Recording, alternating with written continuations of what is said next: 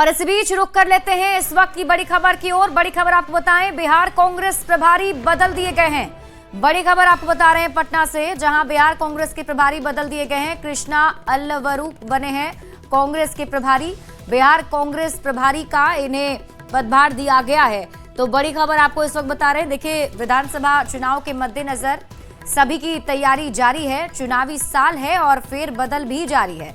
तो बिहार कांग्रेस के प्रभारी बदल दिए गए हैं और अब इसकी जिम्मेदारी कृष्णा अलवरू को दी गई है, जिन्हें बिहार कांग्रेस का प्रभारी बनाया गया है।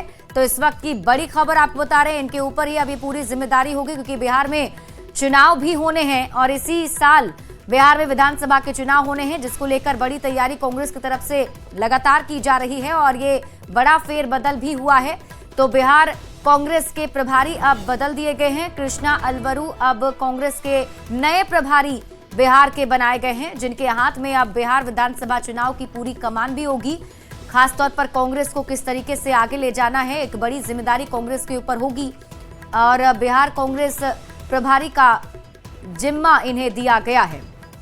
तो इस वक्त की बड़ी खबर सामने आ रही है, राजनीति से जुड़ी हुई आपको बड़ी खबर बता रहे हैं। बिहार कांग्रेस के प्रभारी अब बदल दिए गए हैं। कृष्णा अलवरू कांग्रेस प्रभारी बनाए गए हैं। बिहार कांग्रेस प्रभारी के तौर पर इन्हें ये बड़ी जिम्मेदारी दी गई है, क्योंकि विधानसभा के चुनाव इसी साल हैं।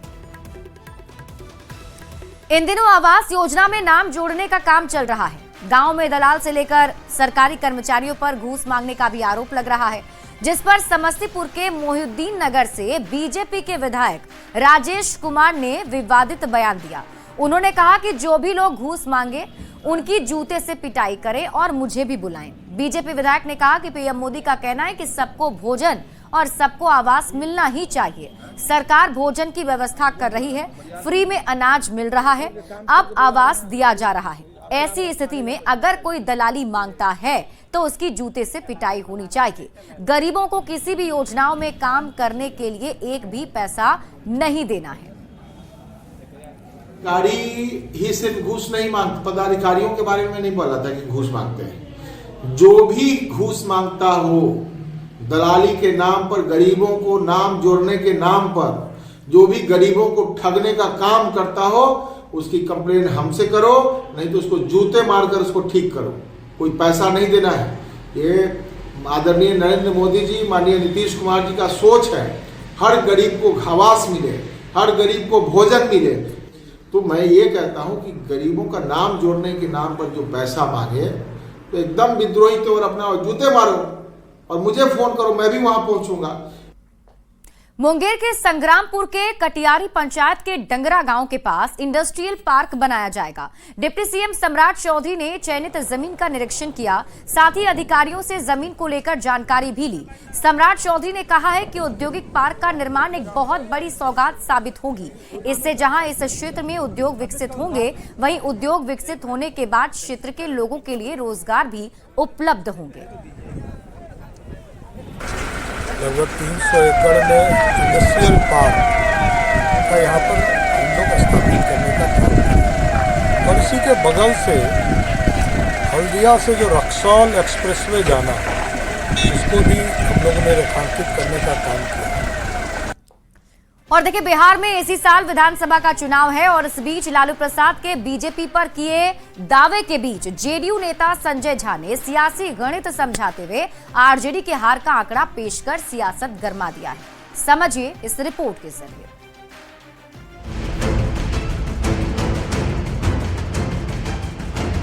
बोल रही है कि सरकार बनाएंगे एकदम पूर्ण बहुमत के साथ। कैसे बना लेगा सरकार? हम लोग रहते हुए सरकार बना लेगा भाजपा। राष्ट्रीय जनता दल के अध्यक्ष लालू प्रसाद ने गुरुवार को जो बयान दिया, उस पर सियासत थमने का नाम नहीं ले रही। लालू ने दावा किया है कि उनके रहते बिहार में कभी बीजेपी की सरकार नहीं बन सकती। अब इसी बयान पर जेडीयू सांसद संजय झा ने जोरदार पलटवार करते हुए करारा जवाब दिया। सुन लीजिए। वो तो 2005 से ही उनको लग रहा है, तो 2005 में हारे, 10 में हारे, लगातार चुनाव हार ही रहे हैं। यहाँ पर पिछला लोकसभा भी आप लोगों ने देखा है, बाई इलेक्शन भी देखा है। तो बिहार के जनता का आशीर्वाद नीतीश कुमार जी के साथ, ये तो लंबा का 20 साल का कहानी हो गया। 20 साल से बिहार के जनता नीतीश कुमार जी पर आशीर्वाद दी। क्या बोलते हैं नहीं बोलते हैं तो कोई मायने नहीं है। जेडीयू सांसद के साथ ही संजय झा पार्टी के राष्ट्रीय कार्यकारी अध्यक्ष भी हैं। जिस तरह से संजय झा ने लालू प्रसाद को जवाब देते हुए आरजेडी के हारने वाले चुनावी गणित को समझाया है, उस तर्क का जवाब देते विपक्ष को नहीं बन रहा। दिल्ली विधानसभा चुनाव के नतीजे के बाद इसी साल बिहार में विधानसभा के चुनाव होने हैं। ऐसे में लालू के दावे पर जेडीयू की ओर से जो जवाब दिया गया है, उससे सियासत गर्म होना लाजमी है। न्यूज 18 के लिए पटना से धर्मेंद्र कुमार के साथ ब्यूरो रिपोर्ट। खबर सीतामढ़ी से है, जहां से 2 युवकों ने स्केटिंग से महाकुंभ की यात्रा शुरू की है और ये दोनों युवक हरी छपरा के रहने वाले हैं। ये यात्रा लगभग 600 किलोमीटर लंबी होगी, जिसमें कई चुनौतियां होंगी। रजनीश और देवीश इससे पहले सीतामढ़ी से अयोध्या तक स्केटिंग से जा चुके हैं। ऐसी उम्मीद जताई जा रही है कि उनकी ये अनूठी पहल लाखों युवाओं के लिए प्रेरणादायक बनेगी।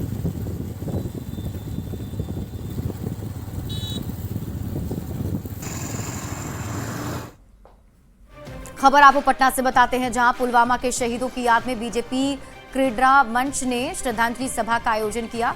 बीजेपी नेता और विधानसभा अध्यक्ष नंदकिशोर यादव और दीघा विधायक संजीव चौरसिया ने शहीदों के नाम पर दिया जलाया और उन्हें श्रद्धांजलि भी दी। पुलवामा शहीद को याद किया गया। पुलवामा में पाकिस्तान की कायराना हरकत के कारण हमारे जवान शहीद हुए थे और ये जवान सीमाओं पर तैनात हैं हमारी रक्षा के लिए। अपने प्राणों की चिंता किए बिना वो पूरे देश के समस्त लोगों की रक्षा के लिए अपने सीमाओं पर डटे रहने वाले लोग हैं। वो जब शहीद होते हैं तो स्वाभाविक है देश को इसकी चिंता होती है। समस्त देशवासी उनके शहादत को स्मरण रखना चाहते हैं, उन्हें नमन करना चाहते हैं और हम इसीलिए हर वर्ष इस पुलवामा के शहीदों के प्रति नमन करने के लिए यहाँ इकट्ठे होते हैं। और इसी बीच एक बड़ी खबर सामने आ रही है। गया से आपको बड़ी खबर बताएं, आरजेडी कार्यकर्ता का कुएं से शव बरामद किया गया है। परिजनों ने हत्या की आशंका जताई है। कुएं में रस्सी के सहारे टंगा था आरजेडी कार्यकर्ता का शव। आरजेडी कार्यकर्ता दिवाकर के रूप में उसकी पहचान हुई है। कोच थाना क्षेत्र का ये पूरा मामला बताया जा रहा है। तो गया से आपको इस वक्त की बड़ी खबर बता रहे हैं, जहां आरजेडी कार्यकर्ता का शव बरामद किया गया है। परिजनों ने हत्या की आशंका जताई है। और फिलहाल इस बुलेटिन में अभी के लिए बस इतना ही। आप देखते रहिए न्यूज 18 बिहार झारखंड।